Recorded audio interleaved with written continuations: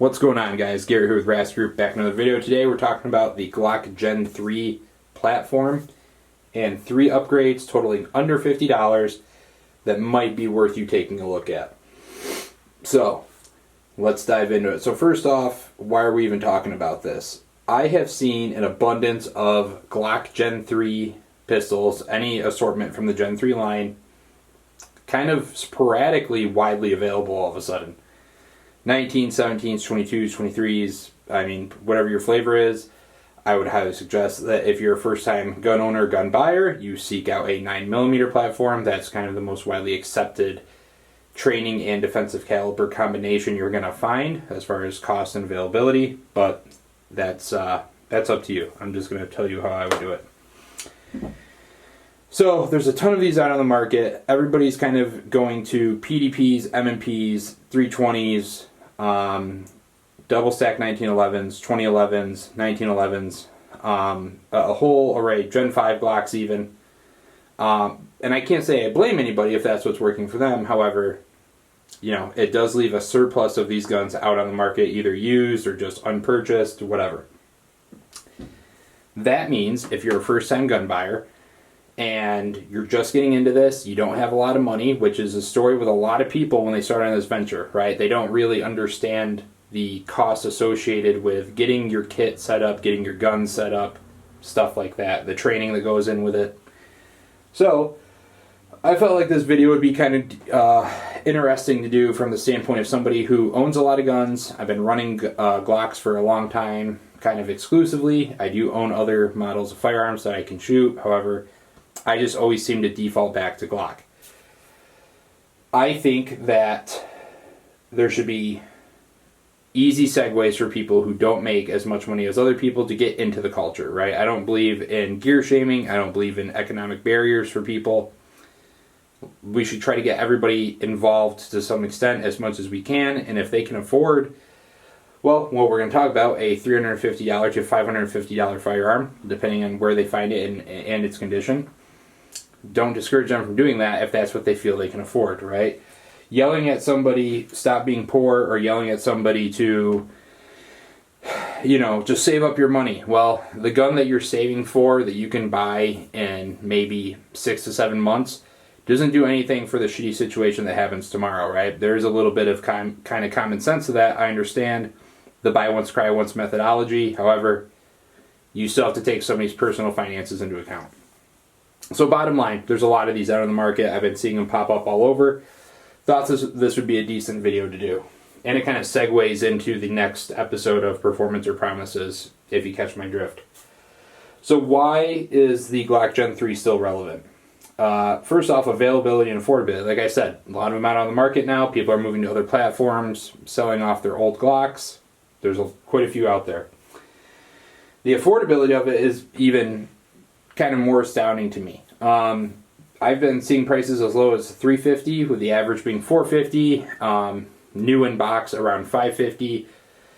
I would say the average is $450, but when you look at what you really need to do to the Glock to make it more user-friendly in terms of favoring the fundamentals that you are expected to perform, it's really going to come out at still a pretty reasonable price tag, even if you go the extra mile, the above and beyond steps to upgrade and outfit a Glock Gen 3 pistol.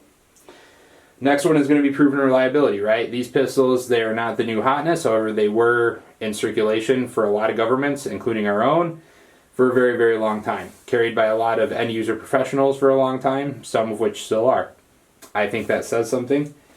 I think that it's hard to argue with when you see a guy who's been running the same Glock 17 going on a couple decades, and it doesn't make you stop and think, why hasn't he changed up? Why hasn't he switched up his gun? It's just, I'm not saying that should be your reason for going to a Glock 17 Gen 3 by any stretch. And you're going to see me refer to the 17 Gen 3 specifically just because that happens to be what I got. But it's worth asking that individual why, right? Pick their brain a little bit, understand their mindset, methodologies. If they start talking real fuddy, walk away. If they have some actual logic and reason, maybe hear them out. I think the magazines are a much better design. I think the base plates are better in the older Glocks, along with the magazine springs, compared to the new generation of Glock Gen 5 pistols.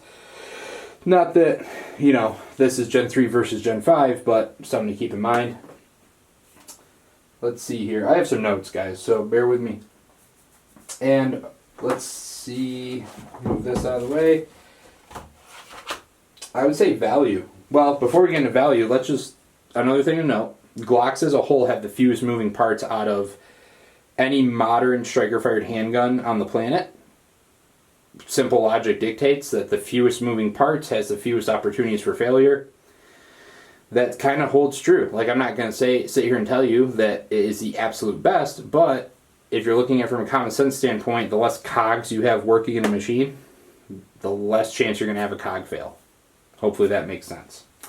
Now let's get into value. Value for a Glock Gen 3 17 pistol, I think is spot on. I think it's pretty decent. I think you're getting, so I'm not going to lie to you guys. This is a G37. This is what I have as my demo gun here, just to see what an absolute bare bones stock Gen 3 gun looks like. But as you can see, you get a pretty decent capacity.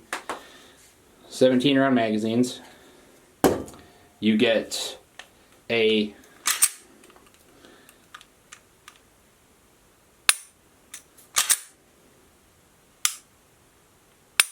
decent trigger. Not great, but decent. You can take it, it has their version of a light rail included, so you can attach a weapon light out of the box. I think that in itself is a pretty good value if you can nail it around the $350, $400 mark. Not to mention the huge aftermarket support. Huge aftermarket support for the Glock pistols.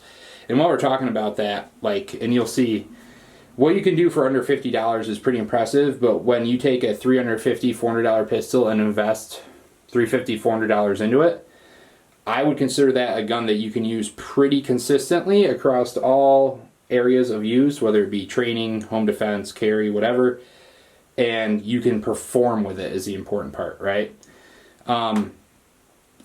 Just before we move on here and we get into some things that I don't like about Glock, one more thing I do like is when you look at the bore axis of some modern pistols out on the market right now, including specifically the 320, you're looking at a relatively high bore axis over the hand, where I don't really have a very high bore axis over my hand with any of the Glocks. Whether it be Gen 3, Gen 4, Gen 5, that's just a characteristic of the Glock handgun.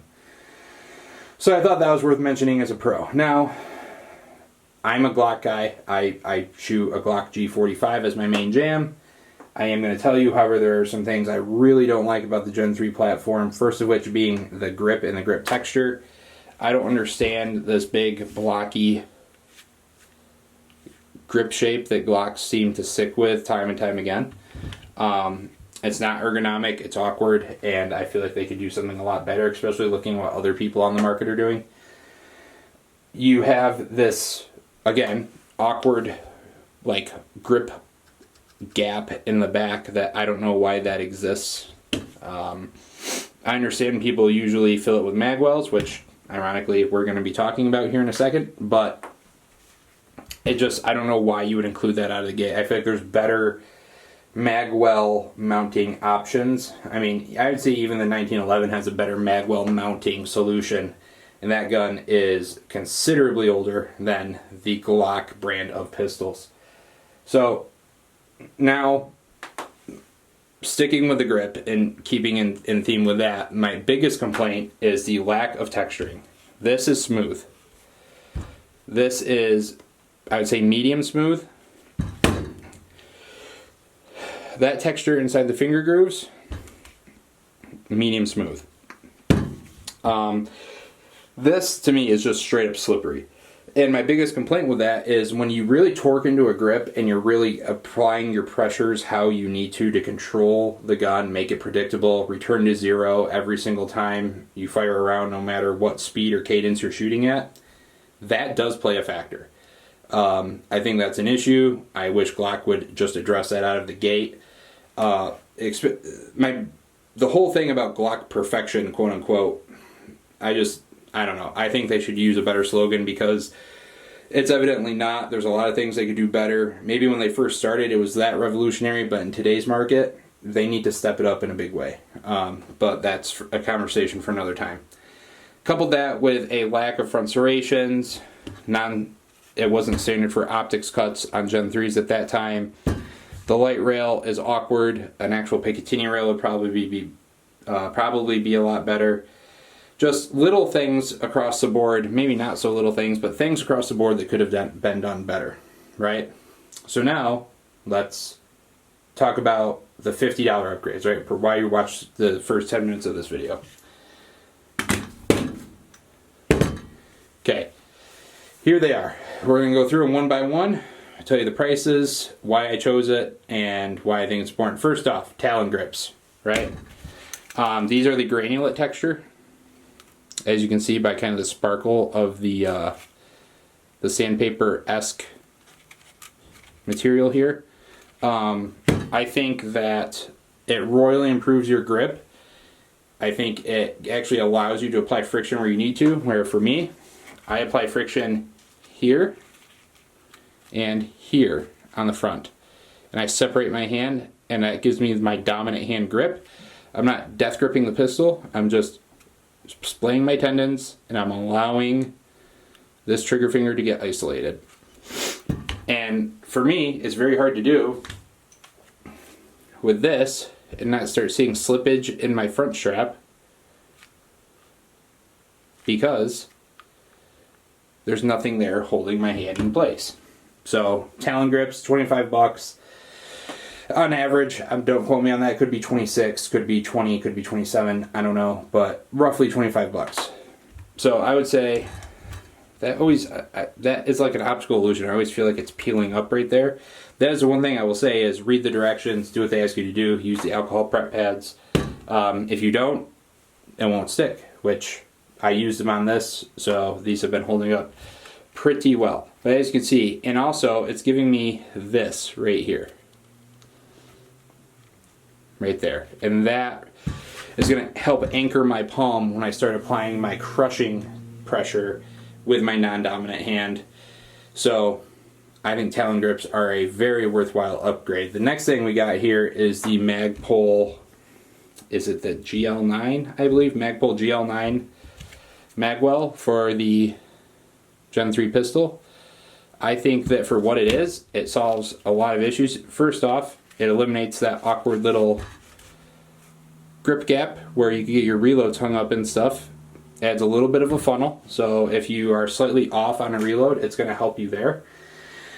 I do think that if you have bigger hands, magwells help reinforce your grip. For me, my hands aren't big enough on a full-size pistol, so that means that I don't really reap the benefits of that on this gun in particular.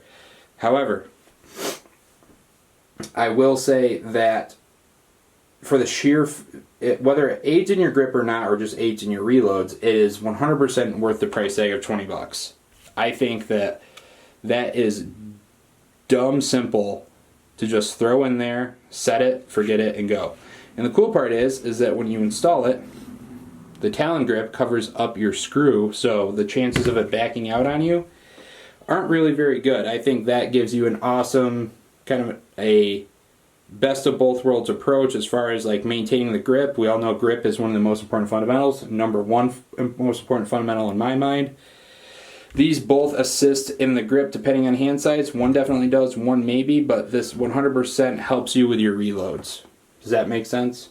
So next, and this is kind of a, not really even a investment that you have to make, but this is something that I encourage you to try. And I'll tell you guys right now, I'm going to tell you to try this. And it involves your OEM Glock sights, because they absolutely fucking suck. When I tell you to try this, and if you hate it, I am not going to reimburse you the $6 for a new set of plastic Glock sights. If anything, I have helped you try to understand something, and if you absolutely hate it, invest in a set of Ameriglows for 40 bucks. You're welcome. Don't come at me and be like, oh my god, you told me to do this and I hate it. Alright, well, you're welcome, because the OEM suck. The OEM sights suck anyway. So, but what I did was, and this actually works out pretty well, is I blacked out my rear and my front sight post. Blacked them right out. Now, why would I do that? Well, the markings on the OEM Glock sights are very confusing. You have a square notch in the back, you have a round dot in the front. People try to just sit the round dot inside of the square notch, and they end up shooting relatively high because, well, the gun's, if you pay attention and look at it, the gun is angled high if that's all you do, right? The actual proper alignment of those markings is you have to bury about the lower 1/3 to half of that circle to actually achieve that equal height, equal light of the sighting bodies themselves, like the body of the rear sight and the body of the front sight, right? That's what you need to align. However, that gets confusing, especially for a new shooter. To me, I don't like seeing all the markings on iron sights. I think it just gets annoying. I just want to be able to align that front sight post quickly and keep it flush with the top of the rears and let it go. Therefore, I decided to black it out with a Sharpie. I'm giving it a approximate value of 20 cents to $1, depending on if you had to buy the Sharpie or not, or already had it. And to me, it's a lot better. There's less distracting things to my optical view there. I can target focus a little bit better because I'm just worried about lining up two black masses right along the top of my slide. I'm not so much worried about aligning individual markings. And I've seen better success not only with myself shooting OEM Glock sights, but with students, with friends. I think it's a worthwhile venture for you to try. And like I said, if you hate it, they cost $6 to replace. And at that rate, I would encourage you to take it a step further. Look at a set of Ameriglows, a set of Trigicons, a set of even TrueGlow fiber optic sights. TrueGlow fiber optic sights might be the best kept iron sight secret in the industry. A lot of people sleep on TrueGlow, which I get, but their Glock iron sights are not bad. Not bad at all. So I would say that this is a worthwhile venture. And like I said, I just blacked out the rears. Right, you can even still kind of make it out through the Sharpie a little bit in the right lighting condition. Yep, especially on the front sight post right there. But as I'm shooting, it's not two distinct, white on black designs that conflict with each other, interrupting what I'm trying to do. So to me, that was worthwhile. But that is my top 3 Glock upgrades that total under $50, guys. I really appreciate you watching the video. I can't stress enough, if you're gonna buy a handgun and you feel like you need to get more out of it, it's most likely going to come from something that aids in your ability to grip your pistol, or it's going to aid in your vision, right? Grip, vision. I think trigger could come into play a little bit with the Glock platform. I think the triggers out of the box really aren't that bad. Everybody bitches, but I think SIG triggers are way worse. Everybody always told me, P320s and 365s have great triggers, and then I ended up trying some, and I was like, wow, this is not what I expected. So, if you're brand new to this, you're just getting into it, by all means, make that $50 investment, see how you like it. If you absolutely hate it, let me know. If you love it, let me know. If you think this video is a complete waste of your 20 minutes, I apologize, but hey guys, just trying to put out content for people of all ranges here. Whether you've been shooting for a while, you're just getting into it, we're trying to give something for everybody. Be sure to check out brownhouse.com. Use code BOP10 at checkout for orders of $150 or more. The Magwell and the Talon grips are both available there. Last I knew, get yourself some extra Glock mags, get yourself a weapon light, and before you know it, you're gonna be set up pretty good. And then I would just encourage you to get your slide cut for an optic and embrace, single focal plane sighting systems. Until next time, my friends, stay safe, stay trained, stay rad. I'll be back with the next one.